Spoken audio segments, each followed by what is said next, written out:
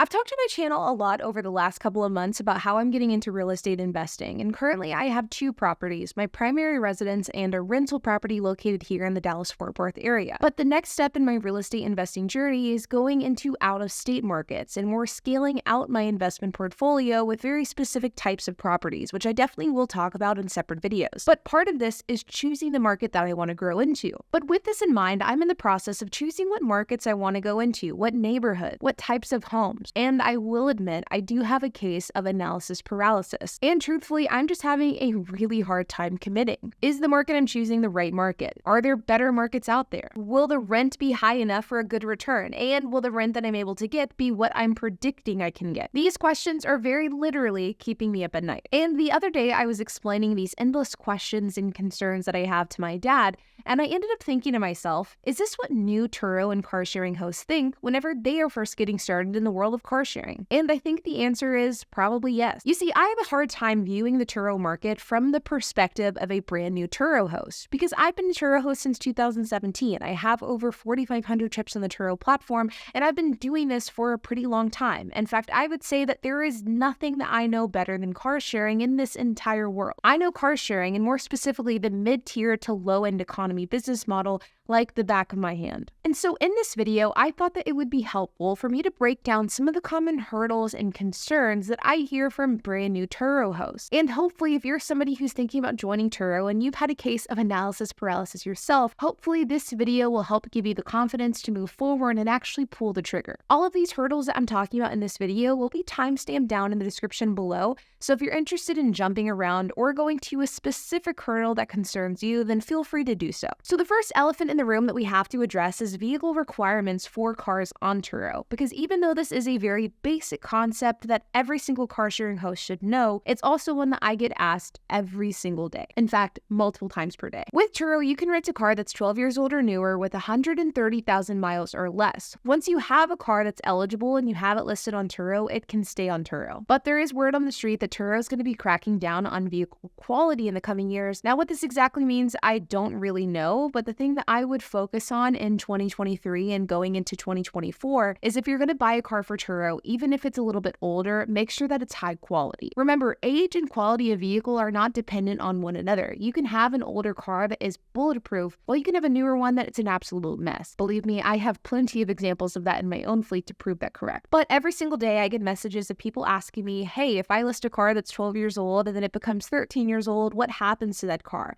Or if I list a car that has 100,000 miles, what happens when the car reaches 130,000 miles? And the answer to any question like that is that it can stay on the Turo platform. As long as you've listed the car while it's eligible for Turo and it's gone out on its first rental while it's still eligible, the car can stay on. This is how I have cars that are 2007s, 2008s, 2009s, 2010s, and once we hit December 31st at 11:59 p.m. this year, 2011s will no longer be able to be newly listed, but all of my 2011s will be able to stay on the platform. So starting in 2024, the oldest car that you'll be able to have is a 2012. But because of the fact that 2024 is quickly approaching, if you are somebody who's wanting to buy a really solid, cheap car, you should look at 2011s, and you should get that listed ASAP. 2011 Ford Focus. Next is market data. I get questions all the time. How do you determine the best market for Turo? How do you know if your market is going to work for Turo? How do you know if your market is oversaturated or has the right demand? These are questions that keep new Turo hosts up at night. And so let's talk about it. While there are many different ways to tell whether or not your market is saturated, one of the best ways to do it is to just simply list a car and see how it goes. Even if it's your personal car, a friend's car, a family member's car, I'm not saying that you have to dedicate that car 100% to Turo forever, but even just listing it on the Turo platform for a week or two, even maybe a few days so that it gets one rental, to see how quickly your car gets a rental, how you like Turo, how guests respond to your car, you can learn a lot over the course of a few days or a couple of weeks. And if I was starting Turo today in 2023, going on 2024 for the very first time, I would absolutely list my personal car to test the waters. In fact, that is what I did back in 2017 whenever I joined the platform. And by renting out my personal car, it was my way of dipping my toe into the Turo waters. And I was able to decide if this was a side hustle that would be for me, and it absolutely was, at which point my Jeep became a full-time Turo vehicle. You can do the exact same thing, whether it be your personal car, friends, family, whatever the case is, and I'm willing to bet that if you list that car on Turo, if you give it a real shot for a couple of weeks, and once you see how quickly that car can get booked out, you'll end up being hooked just like I was. And then once you end up listing your personal car, you get a gauge on how Turo demand is. You can then buy a car that is specifically for Turo, and you can either choose to keep your personal car on, or you can take it off and take it over as a personal vehicle once again. And whenever it comes to growing on Turo, I would recommend, especially at first, to just grow slowly. Get that first car, get your bearings, get into a groove of things, and then buy your second a few months later, and then your third and your fourth. And then once you grow your fleet and you have a better grasp on everything, you can grow significantly faster from there. For example, in 2017 and 2018, whenever I was first getting started with Turo, I bought a couple of cars that entire year. But this year in 2023, I've purchased like 9 or 10. The next thing that you need to think about is how to add a level of protection to your fleet. Protection, damage claims, accidents, these are things that a lot of people are concerned about, but a lot of people are also uneducated about this as well. Recently, I was talking to a gentleman who rents out exotic cars on Turo, and I don't want to be rude or insensitive, but truly, I do not know how this Turo host isn't completely bankrupt by now. This person did not do their research, they didn't do their due diligence, and if you're watching this video, then I apologize, but at least you can be an example for other people to avoid your mistakes. Despite the fact that this person is in the automotive industry, they didn't really understand depreciation, and they never dug into the Turo terms of service, so they also didn't know that Turo has an ACV cap. Basically, what a Turo ACV cap is that Turo will only cover up to a certain value for a vehicle. And here in the United States, the ACV cap is $200,000, which means that the max that Turo will pay out for a total loss is $200,000. So if you rent, say, a $250,000 Lamborghini and it gets totaled, Turo will only pay $200,000, even if that Lamborghini has a $250,000 actual cash value.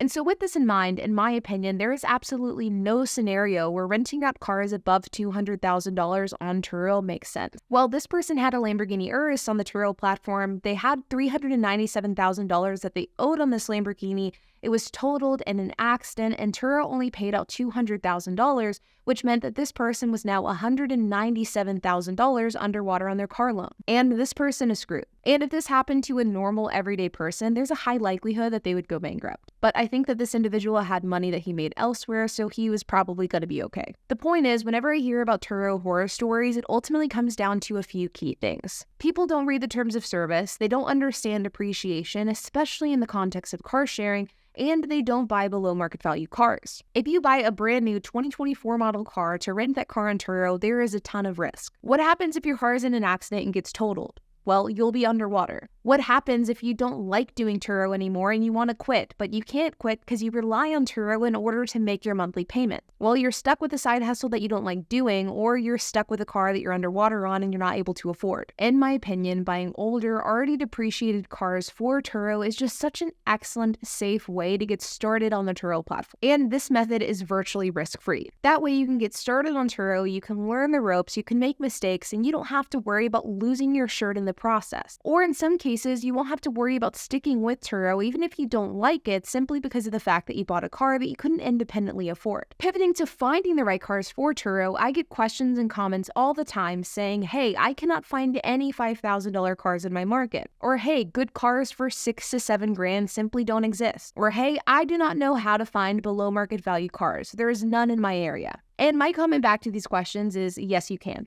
And I would say in most markets, with of course some exceptions, you can absolutely find really solid cars for under $5,000. And really great cars for between $6,000 and $7,000. No joke, every single day I get direct messages from people saying, hey, I can't find a car in this price range, or hey, these types of cars don't exist in my market. And sometimes, especially whenever it's course members asking this question, I will actually go onto Facebook, I'll look at their market, and I will find cars for them to buy. And typically, this process doesn't even take me more than 10 to 15 minutes, and I'm somebody who's unfamiliar with those markets. Sure, not all of the cars that I find them will work for Turo, but a lot of them will. And it absolutely is possible to find really cheap, reliable, great quality cars for an extreme budget. Like this 2012 Mazda in Dallas, it's listed for $6,000, but you could easily negotiate this to $5,500 or $5,000. This 2012 Mazda 3 in Ohio, listed for under $5,000. This Focus in Stockton, California. This Hyundai in Las Vegas. This 2011 Hyundai for nearly $4,000 in Maryland. The point is, cheap cars are everywhere. You just have to make sure to be looking for them. And I do think that to a degree, finding cheap, reliable cars is a skill. And I think that if you make it a point to look for cars on Facebook Marketplace every single day,